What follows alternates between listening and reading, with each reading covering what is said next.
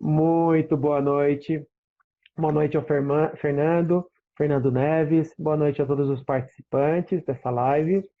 Oficina Conto. O Fernando vai estar aqui conosco hoje falando sobre contos, né? O Fernando, ele é um jornalista formado pela PUC, pós-graduado em escrita literária e ficção, especialista em marketing cultural e edição de livros. Além disso, já participou de oficinas literárias com escritores como Caio Fernando Abreu, Marçal Aquino, João Silvério Trevisan. É sócio da editora Bandeirola, inclusive está aqui na descrição, desse lado, da descrição deste vídeo, né? A editora, para que vocês possam conhecer o trabalho dele. E também autor de As Louras da Minha Vida, coletânea de contos premiados pelo PROAC em 2017. Né? Tá aqui. Maravilha. Inclusive, vamos deixar o link para jogar direto para o site. Na verdade, no Instagram não dá para fazer link, tá, gente? Então, vocês vão ter acesso ao endereço da Bandeirola, né? E por lá vão poder adquirir essa obra também, né? Bom, o Fernando é um dos parceiros da RS Educação e que voluntariamente oferece aí uma série de lives, de momentos de diálogo conosco. E este mês de junho, né, e comecinho de julho, ele está conosco aqui realizando alguns cursos, né? Naturalmente, você que está assistindo esse vídeo aqui, depois desse período aqui, pode continuar procurando o Fernando dentro do nosso site, que está aqui como parceiro nosso e provavelmente estará com outros projetos conosco também, né? É uma honra tê-lo conosco aqui. E Agradeço. é uma honra, é muito legal estar contigo. Nós já fizemos uma live sobre esse conteúdo, tivemos curiosamente também problemas técnicos em outra ocasião, né? Mas não estamos aqui para ressaltar os problemas, mas para viver o momento, né? E eu queria começar saudando o Fernando e já perguntando para ele, né? Qual a importância de contar histórias, Fernando? Então vamos lá, obrigado pelo convite mais uma vez. Boa noite aí para todos que já entraram e a gente está percebendo que tem alguns ainda entrando. É engraçado a quase necessidade que a gente tem, que o ser humano tem de contar histórias, né? Isso está meio que no nosso DNA, né? Antes mesmo da escrita, as histórias eram contadas de forma oral, né? As pessoas se reuniam em volta de uma fogueira, por exemplo, e iam ali contando as suas histórias. Tenta imaginar lá um homem das cavernas saindo do seu dia lá, fazendo as suas atividades, caçando, procurando o que comer, fugindo dos animais. Chegava no final do dia, ele ia contar, né, as suas peripécias lá, o seu dia a dia para os seus companheiros. Depois começou a desenhar ali na parede da caverna, fazer os desenhinhos, contando dele correndo atrás do bicho, ou fugindo atrás, ou fugindo de algum animal. É, Continuando com essa imagem, a gente pode imaginar que esse nosso ancestral das cavernas, quando ia contar a sua história, começou a acrescentar alguns elementos assim, para que a história ficasse um pouco mais interessante, por exemplo, né? Então ele podia dizer que o animal era um pouco maior, que a luta que ele teve com esse bicho foi algo bastante difícil, que a volta para a caverna foi uma epopeia. Então, imagina, né, essa história que ia crescendo, ia ganhando elementos, né, elementos que já não estavam mais só ligados ao acontecimento, mas elementos que eram da criatividade, da invenção desse sujeito, né? que nos remete àquela história de quem conta um conto aumenta um Aumenta ponto, um né? ponto. Da sabedoria popular, e a gente pode imaginar que foi um pouco isso. E essas histórias, elas iam se transmitindo de forma oral, né? De geração para geração, de civilização para civilização, tal. E isso não era o que a gente chama de literatura, não era o que a gente chama de livro, mas essa era uma cultura de contar histórias que está presente desde lá de tempos muito, muito antigos e que teve seu desenvolvimento, né?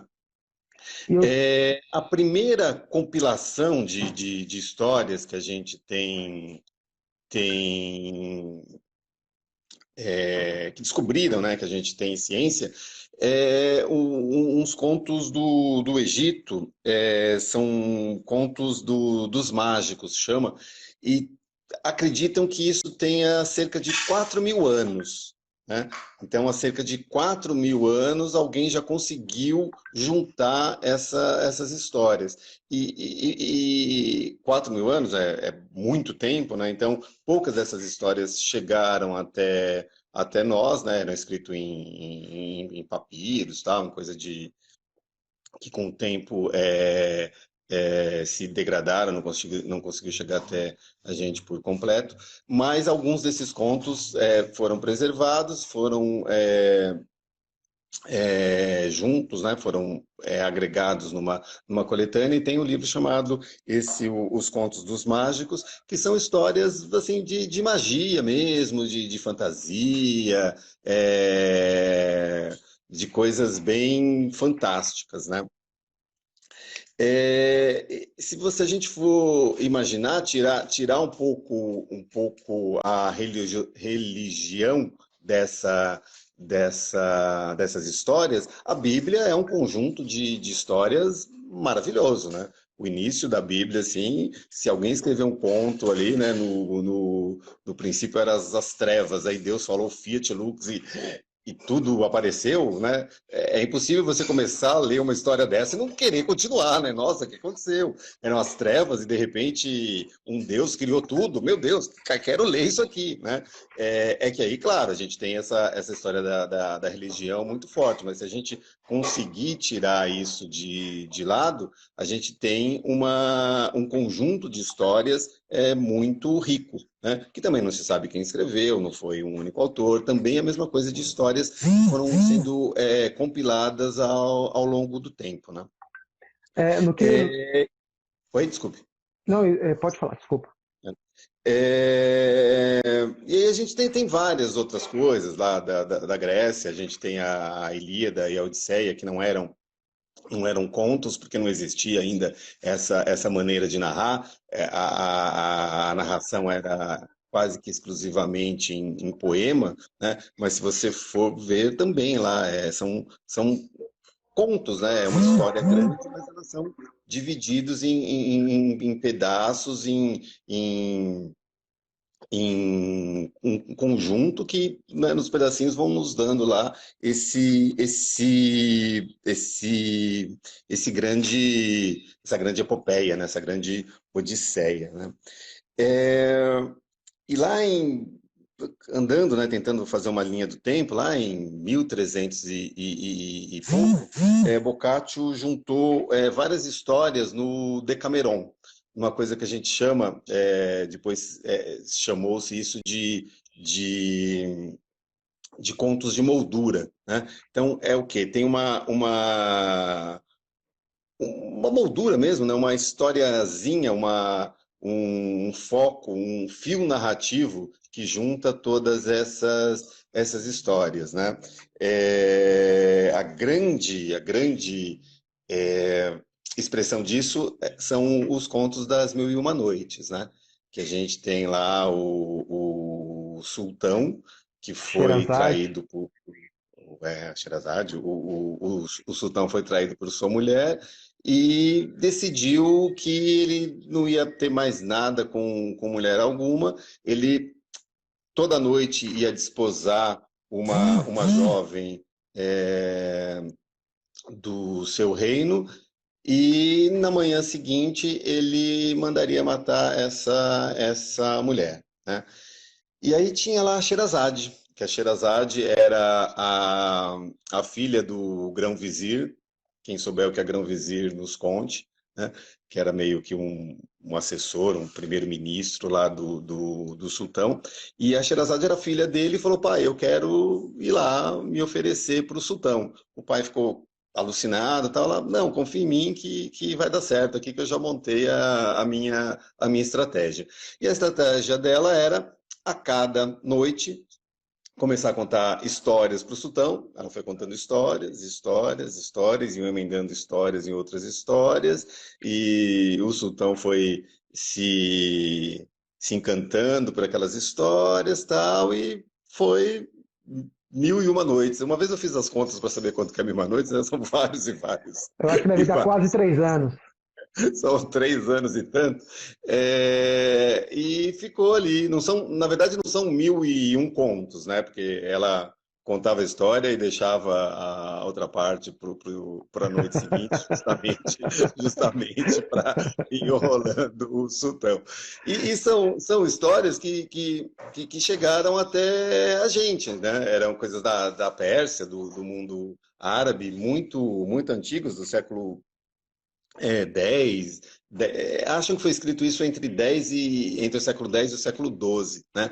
Ele foi traduzido por um francês em meados do século XVII ou XVIII, se eu não me engano, e aí fez bastante sucesso. Até dizem que as histórias que chegaram até a gente foram um pouco minimizadas, tal, que tinha histórias muito mais picantes, histórias com conteúdo sexual, tal, que foram meio que amenizadas para o público europeu lá do século XVIII, XVII. É, e a Sherazade foi lá enrolando o sultão, enrolando o sultão, enrolando o sultão, até que passaram-se as mil e uma noites, ele se apaixonou por ela e casaram, ele nunca mais matou ninguém e não tinha ainda viveram felizes para sempre, mas viveram felizes para sempre. Né? Essa é, É, é o grande conto o conjunto de contos de moldura que a gente chama, né? Qual que é a moldura desse caso? É a Sherazade que vai contando histórias para o sultão. E são contos que chegaram até a gente. Todo mundo tem na cabeça Ali Babá e os 40 Ladrões, Simbá o Marujo, né? Aladim. São histórias que ficaram no imaginário coletivo, não só do Oriente, mas do mundo inteiro, né? Outra o, coisa são os contos de fada, né? Quem que não lembra que não tem lembranças da infância de leituras de contos de fada, de algum adulto, pai, mãe, avó, tio, ou algum adulto lendo contos para gente, ou a gente próprio lendo para filhos, para sobrinhos, para filhos de amigos, né? Então, essa história de contar história persegue a gente assim de uma forma extraordinária. A gente podia ficar falando aqui 2 horas sobre isso. E vai caminhando, né? A cada coisa tecnológica que o ser humano inventa, isso é adaptado, né? Então falava-se oralmente, escrevia-se os livros à mão quando não tinha imprensa. A partir da imprensa, isso né, conseguiu ter uma certa industrialização, né, uma mecanização desse processo. Então se popularizou os livros, o rádio, o cinema, a TV, a internet, tudo a gente vai adaptando para a nossa necessidade de contar histórias, né? Seja escritas, imagem, faladas, e a gente está aqui hoje consumindo histórias, seja né, no Facebook, no Netflix, nos livros, na TV, nos e-books, nos audiobooks. A gente está, assim, não deve passar uma semana sem o ser humano parar lá e ver uma história. Novelas, né? Novelas é uma coisa que faz sim, extremo, sim, sim. extremo E, sucesso no nosso país. inclusive o Fernando, gente, trouxe para a gente hoje alguns contos que daqui a pouquinho a gente vai estar. Estamos até colocando essa primeira fase aqui para que vocês tenham a introdução da qual a importância dos contos, né? E na sequência ele separou alguns contos para a gente hoje. Aguardem aí. E nesse sentido, Fernando, o que você nos apresenta do contexto histórico de contar as histórias, né? Os contos, então, seriam formalmente um estilo literário hoje. Sim, o conto é um estilo literário. A gente costuma dividir a literatura em dois grandes blocos, né? Tem a prosa e o verso, né? E a poesia. Na prosa, normalmente, a gente tem lá o romance, a novela e o conto. Ensaio fica meio, né, a parte disso. Mas aí eles são esse recorte, assim, a muito grosso modo, são basicamente pelo tamanho, né? O romance, então, é uma coisa maior, com um enredo teoricamente um pouco mais elaborado, com mais personagens, com mais ações. O conto é uma história curta, normalmente com poucos personagens, com um enredo teoricamente um pouco mais simplificado. É claro que a gente tem aí o longo caminho desse processo que vai sendo subvertido, né? A imaginação, a criatividade dos autores vai subvertendo um pouco essa coisa. A grosso modo é isso. E a novela ficaria aí entre os dois, né? Seria um conto um pouco maior, um romance condensado, como queiram. Ah, muito interessante. E você separou alguns contos aí pra gente, então? Assim, separei aqui alguns contos.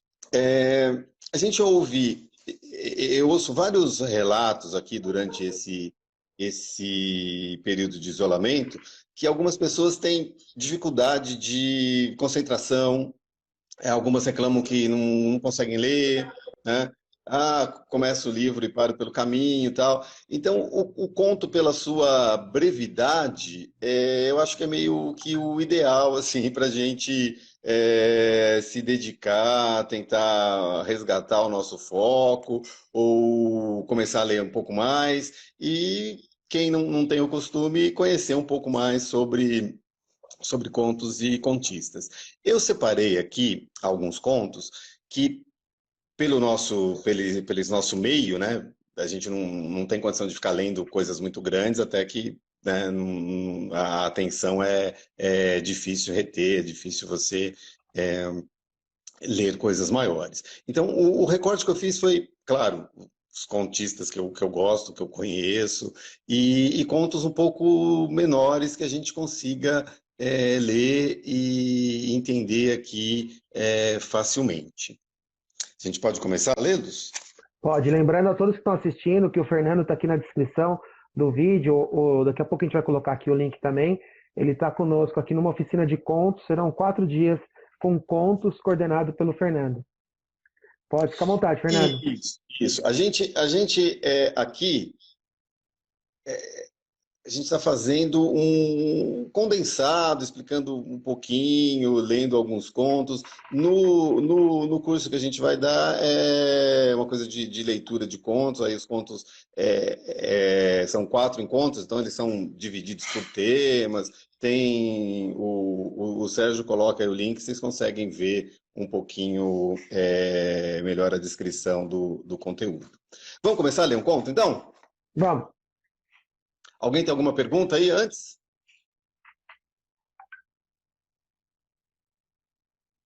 Não? Então vamos lá.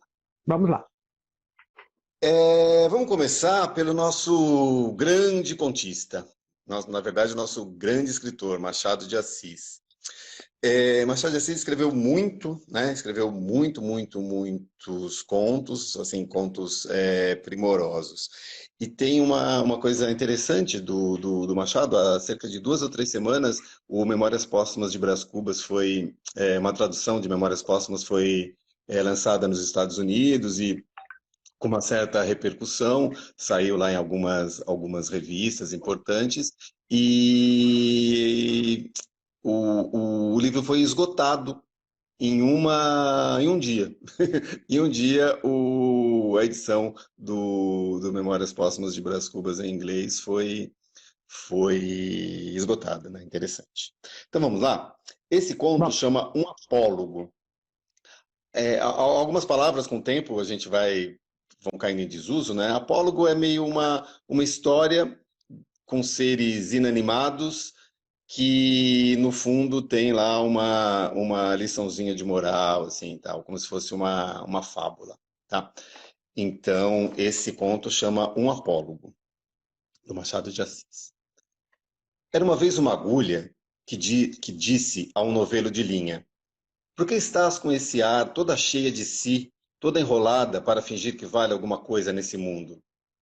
Deixe-me, senhora. Que a deixe? Que a deixe por quê? Porque lhe digo que está com um ar insuportável? Repito que sim, e falarei sempre que me der na cabeça. Que cabeça, senhora? A senhora não é alfinete, é agulha. Agulha não tem cabeça. Que lhe importa o meu ar? Cada qual tem o ar que Deus lhe deu. Importe-se com a sua vida e deixe a dos outros. Mas você é orgulhosa. De certo que sou. Mas por quê? É boa. Por que coso?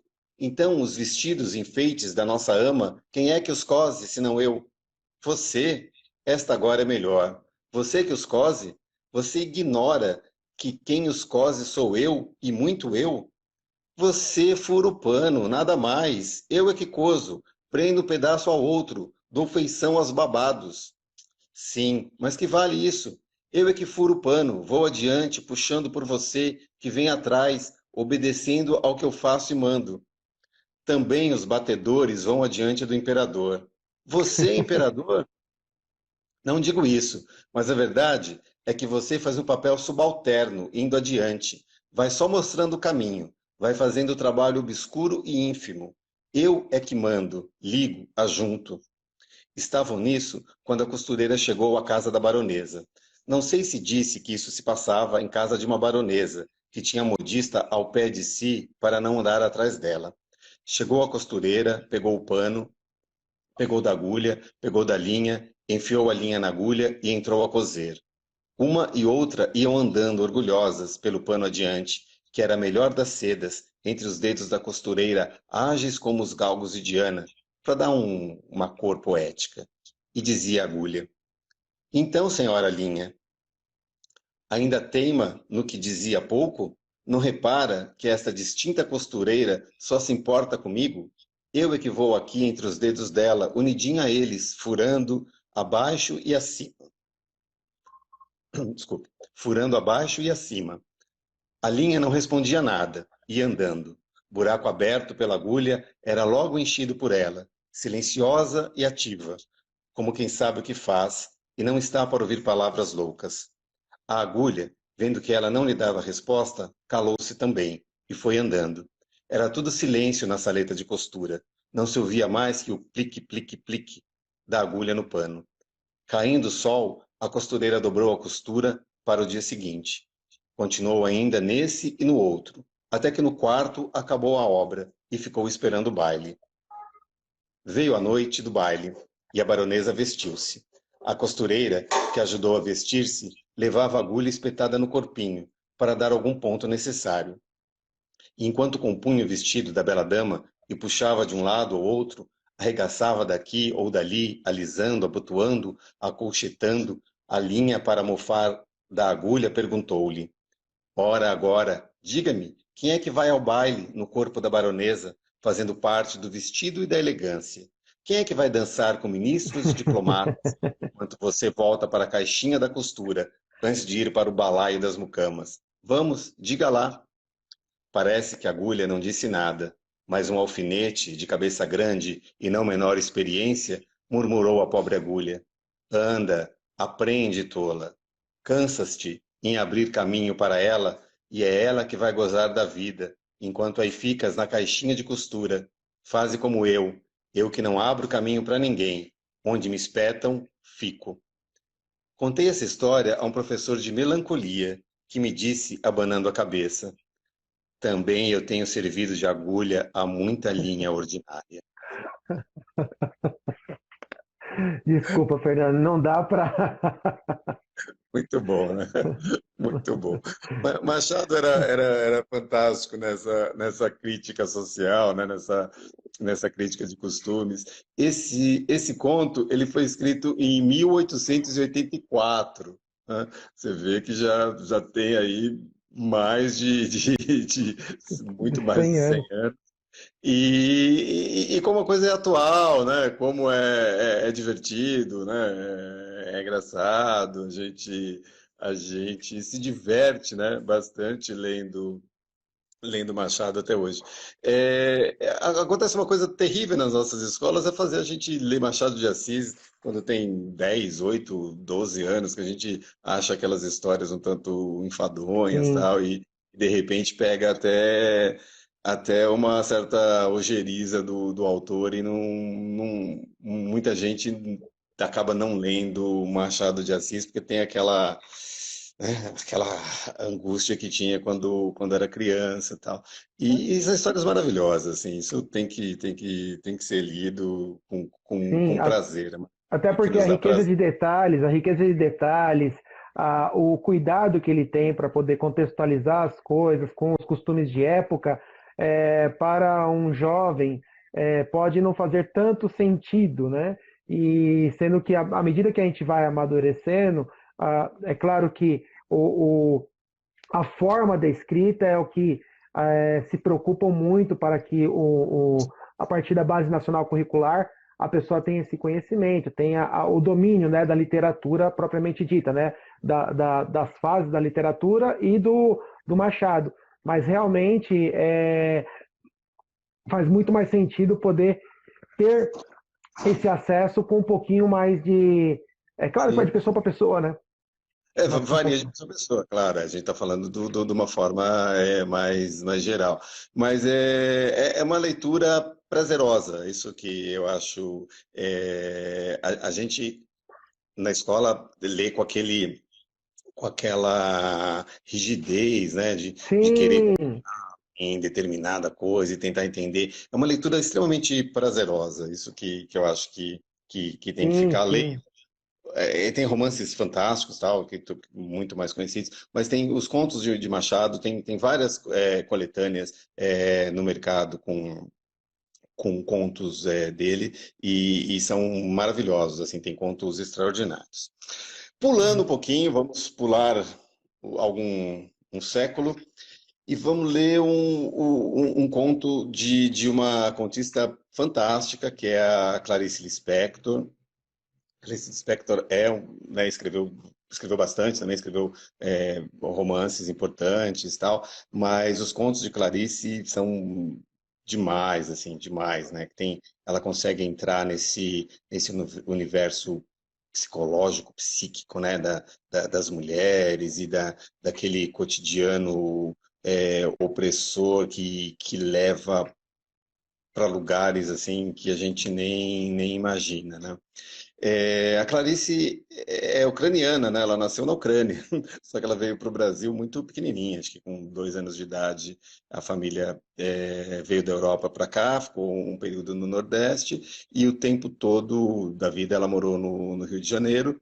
Engraçado que a formação da Clarice, ela fez a faculdade de Direito, então ela era advogada, mas eu acho que nunca exerceu isso. Ela trabalhou bastante na vida como jornalista, escrevendo para ganhar o seu dinheiro para, na verdade, se dedicar à literatura, né? E aí eu peguei um conto da Clarice curto e que fala do prazer da literatura. Eu estava falando do prazer de ler com Machado e ela vai falar do prazer de ler de um outro autor. Vamos aqui conhecer o livro, o conto chama Felicidade Clandestina. Ela era gorda, baixa, sardenta e de cabelos excessivamente crespos, meio arruivados. Tinha um busto enorme, enquanto nós todas ainda éramos achatadas. Como se não bastasse, enchia os 2 bolsos da blusa, por cima do busto, com balas. Mas possuía o que qualquer criança devoradora de histórias gostaria de ter: um pai dono de livraria. Pouco aproveitava, e nós menos ainda. Até para aniversário, em vez de pelo menos um livrinho barato, ela nos entregava em mãos um cartão postal da loja do pai. Ainda por cima, era de paisagem do Recife mesmo, onde morávamos, com suas pontes mais do que vistas. Atrás, escrevia com letra bordadíssima palavras como data natalícia e saudade. Mas que talento tinha para a crueldade! Ela toda era pura vingança, chupando balas com barulho. Como essa menina devia nos odiar, nós que éramos imperdoavelmente bonitinhas, esguias, altinhas, de cabelos livres. Comigo, exerceu com calma ferocidade o seu sadismo. Na minha ânsia de ler, eu nem notava as humilhações que ela me submetia. Continuava a implorar-lhe emprestados os livros que ela não lia. Até que veio, para ela, o magno dia de começar a exercer sobre mim uma tortura chinesa. Como casualmente informou-me que possuía as Reinações de Narizinho de Monteiro Lobato. Era um livro grosso, meu Deus. Era um livro para se ficar vivendo com ele, comendo, dormindo, e completamente acima de minhas posses. Disse-me que eu passasse pela sua casa no dia seguinte e que ela o emprestaria. Até o dia seguinte, eu me transformei na própria esperança da alegria. Eu não vivia, eu nadava devagar no mar suave. As ondas me levavam e me traziam. No dia seguinte, fui à sua casa, literalmente correndo. Ela não morava no sobrado como eu, e sim numa casa. Não me mandou entrar. Olhando bem para os meus olhos, disse-me que havia emprestado o livro a outra menina e que eu voltasse no dia seguinte para buscá-lo. Boquiaberta, saí devagar, mas em breve a esperança de novo me tomava toda e eu recomeçava na rua a andar pulando, que era o meu modo estranho de andar pelas ruas de Recife. Dessa vez nem caí, guiava-me a promessa do livro. O dia seguinte viria, os dias seguintes seriam mais tarde a minha vida inteira. O amor pelo mundo me esperava.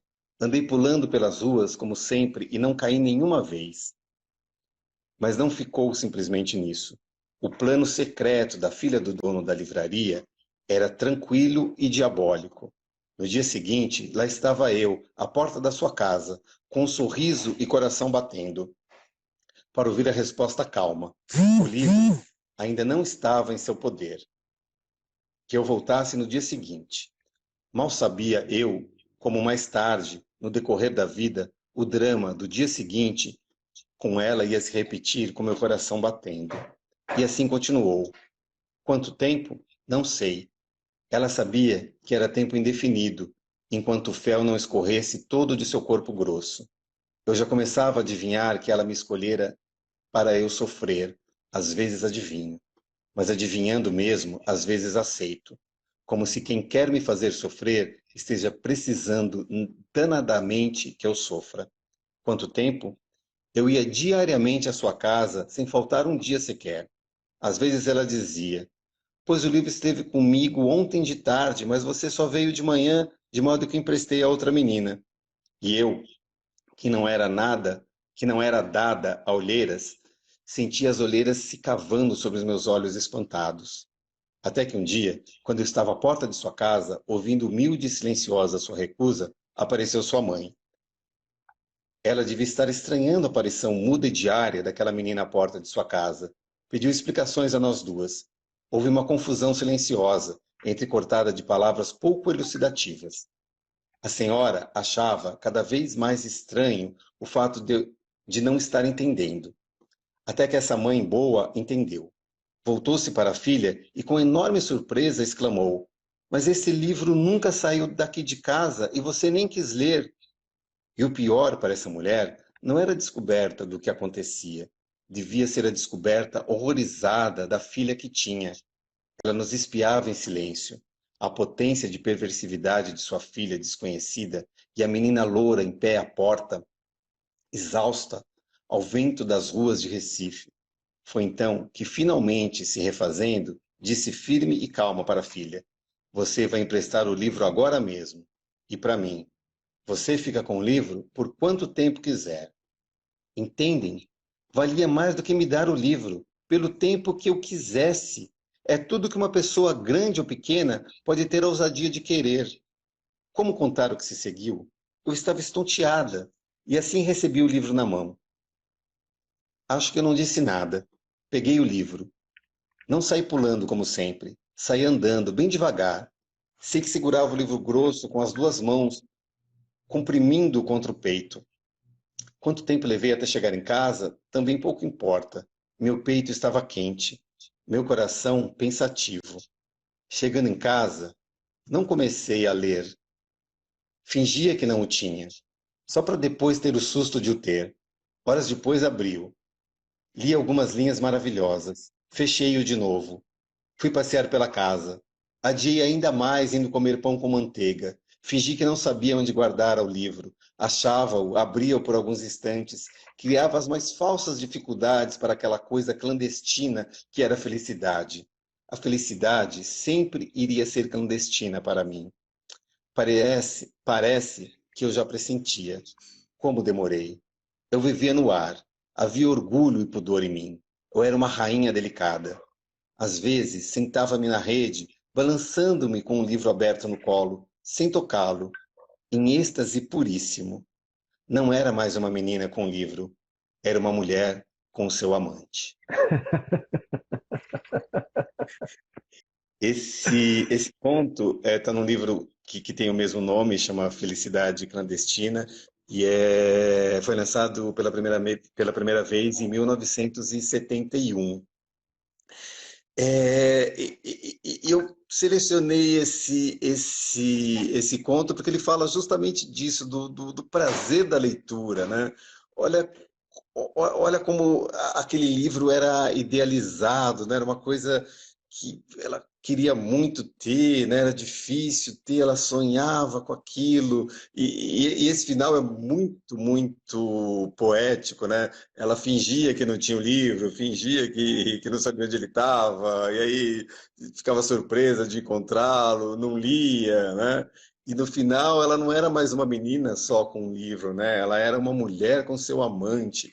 É, isso aqui é quase um poema de amor à literatura, né? A densidade da Clarice Lispector é algo assim maravilhoso. Eu lembro de quando eu li A Hora da Estrela, a angústia que ela consegue transmitir para o leitor, e depois também assistir o filme, e conseguiram fazer um bom trabalho, no meu ponto de vista, se não na especificidade do texto, mas da tensão que ela parece querer transmitir, que é uma coisa assim que você precisa ler, você precisa consumir aquela tensão. Não é uma história, não é uma fábula simplória para ter um final feliz, mas é aquela densidade que precisa transferir para a gente, não? Tem uma coisa que tem a ver com o que você está falando, é o seguinte: muita gente que estuda o cérebro humano e se debruça nessa história que a gente estava falando no começo, né, desse nosso interesse de contar histórias, uma das coisas que descobriram é que para o nosso cérebro, quando ele solta as emoções e tal, para o nosso cérebro pouco importa se o que a gente está vivendo é uma coisa real ou é uma coisa imaginária, né? Por isso, quando a gente está lendo uma história, a gente chora, a gente ri, a gente fica com raiva, né? A gente quer pegar aquele personagem pelo colarinho, né? A gente torce pelo mocinho, porque para o nosso cérebro pouco importa se é verdade aquilo ou não, né? Quando você está lendo a história da Clarice, você não fica assim, mas essa menina, mas era só um livro. Isso aqui é uma história, não, mas pai tinha uma livraria. A gente entra nessa história, né? A gente entra a fundo nessa história, a gente fica ali querendo que essa menina tenha logo esse livro para É, ela ler, né? Para ela se deliciar com as reinações de narizinho do Monteiro Lobato, né? Então é isso, né? Pouco importa se é real ou imaginário, a gente embarca muito e se emociona, né? Fica feliz no final, né? Se emociona, na verdade, né? A menina com seu livro era uma mulher com seu amante, uma coisa muito maravilhosa. rico, muito rico. E você separou mais algum conto para gente? Aí tem um outro conto de um grande escritor, o Maurício Scliar, gaúcho, que também morreu há uns 10 anos atrás. O Maurício escreveu. Maurício. Moacir, Moacir. desculpa. Maurício. Moacir Guilherme, desculpe, Moacir. Ele escreveu muito, escreveu mais de 70 livros, escreveu muito conto, escreveu muito romance, escreveu livros infantos juvenis, tal, foi membro da Academia Brasileira de Letras, teve aí uma carreira literária bem sólida, né? Ele tem um livro, por sinal, que tem a ver com esse nosso momento. Ele escreveu, não sei se foi na década de 80, final de 70, Sonhos Tropicais, que é um livro que foi até transformado em filme também, eu acho que na década de 80, 90, que tem como pano de fundo a febre amarela do Rio de Janeiro e a história do Oswaldo Cruz tentando fazer a população ser vacinada e a revolta da vacina, Da tal. vacina. Esse é o pano de fundo para uma história de uma polonesa que vem para o Brasil, tal, e tem aí a sua história sendo contada nesse contexto da febre amarela, que tem um pouquinho a ver com essa maluquice da pandemia que a gente vive hoje, né? Eu selecionei o Moacir, ele é mestre também nessa história de contos curtos. Ele tem, junto com o Dalton Trevisan, que é outro cara lá do Sul, que são mestres nessa história de contos muito curtos, mas muito potentes. Eu selecionei aqui um chamado Zap, que eu Perfeito. vou aqui ler para vocês. Você quer que eu leia, o Você lê? Fernando? Se você quiser, estou à disposição. Se você puder ler, vamos lá então. Então tá bom. Lê? Perfeito. Vou ficar aqui no meu Tá, papel de ouvinte. muito bom. Certamente não farei uma leitura tão interessante quanto a sua, mas vou aqui me esforçar para que você possa beber uma aguinha. Não faz muito tempo, não faz muito que temos essa nova TV com controle remoto, mas devo dizer que se trata agora de um instrumento sem o qual eu não saberia viver. Passo os dias sentado na velha poltrona, mudando de canal para o outro. Uma tarefa que antes exigia certa movimentação, mas que agora ficou muito mais fácil. Estou num canal, não gosto, zap, mudo para outro. Não gosto de novo, zap, mudo de novo. Eu gostaria de ganhar em dólar no mês o número de vezes que você troca de canal em uma hora, diz minha mãe. Trata-se de uma pretensão fantasiosa, mas, pelo menos, indica disposição para o humor. Admirável essa mulher. Sofre, minha mãe. Sempre sofreu. Infância carente, pai cruel, etc. Mas o seu sofrimento aumentou muito quando meu pai a deixou. Já faz tempo. Foi logo depois que nasci. E aí estou agora com 13 anos. Uma idade em que se vê muita televisão. E em que se muda de canal constantemente. Ainda que minha mãe ache isso um absurdo. Da tela, uma moça sorridente pergunta se o caro telespectador já conhece certo novo sabão em pó. Não conheço nem quero conhecer, de modo que, zap, mudo de canal. Não me abandone, Mariana, não me abandone. Abandono sim. Não tenho o menor remorso em, se tratando de novelas, zap. E agora, é um desenho que eu já vi 200 vezes, zap. Um homem falando. Um homem abraçado numa guitarra elétrica. Fala a uma entrevistadora. É um roqueiro. Aliás, é o que está dizendo. Que é roqueiro, que sempre será, sempre foi e sempre será um roqueiro. Tal veemência se justifica. Porque ele não parece um roqueiro. É meio velho, tem cabelos grisalhos, rugas, falta-lhe um dente. É o meu pai. É sobre mim que ele fala. Você tem um filho, não tem? Pergunta a apresentadora, e ele, meio constrangido, situação pouco admissível para um roqueiro de verdade, diz que sim, que tem um filho, só que não o vê há muito tempo. Hesita um pouco e acrescenta: você sabe, eu tinha que fazer uma opção, era a família ou o rock. A entrevistadora, porém, insiste, é chata ela. Mas o seu filho gosta de rock? Que você saiba, seu filho gosta de rock? Ele se mexe na cadeira, o microfone preso à desabotoada camisa roça-lhe o peito, produzindo desagradável e bem audível rasgar. Sua angústia é compreensível. Aí está num programa local e de baixíssima audiência. E ainda tem de passar pelo vexame de uma pergunta que o embaraça e a qual não sabe responder. Então ele me olha, vocês dirão que não é, que é para a câmera que ele olha. Aparentemente é isso. Aparentemente ele está olhando para a câmera, como lhe disseram para fazer. Mas na realidade, é a mim que ele olha. Sabe que em algum lugar, diante de uma TV, estou a fitar seu rosto. Atormentado, as lágrimas me correndo pelo rosto, e no meu olhar ele procura a resposta à pergunta da apresentadora. Você gosta de rock? Você gosta de mim?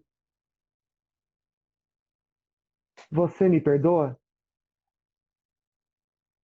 Mas aí comete um erro, um engano mortal. Insensivelmente, automaticamente, seus dedos começam a dedilhar pelas cordas da guitarra.